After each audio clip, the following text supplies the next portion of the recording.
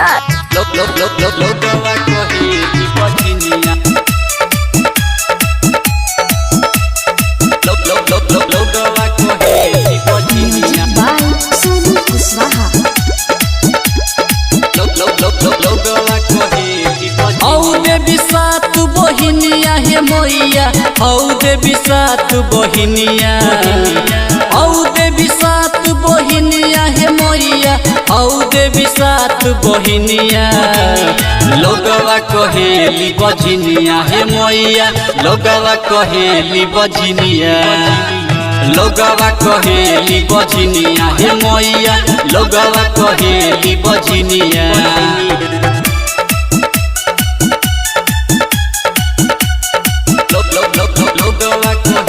दिल लगी recording studio सोर बाजार।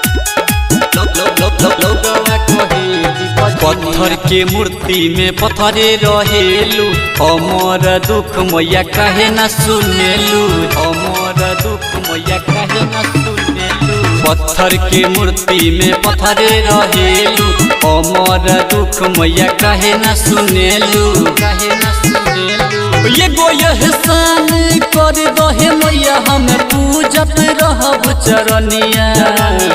लोगवा कहेली बजनिया हे मैया लोगवा कहेली बजनिया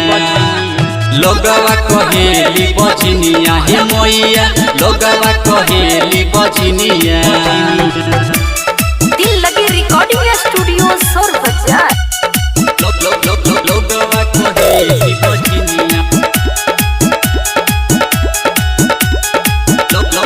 लोगवा कहेली हमरो हरिल माई परेशानी लिखले बा राइटर रूपेश हिंदुस्तानी लिखले बा राइटर रूपेश हिंदुस्तानी हमरो हरिल माई परेशानी लिखले बा राइटर रूपेश हिंदुस्तानी रूपेश हिंदुस्तानी चारे दिन जुगावत रही माई तोहर भजनिया लोगवा कहेली बजनिया हे मैया लोगवा कहेली बजनिया लोगवा कहेली बजनिया हे मैया लोगवा कहेली बजनिया भवानी मैया की दिल लगी रिकॉर्डिंग स्टूडियो सोर बाजार।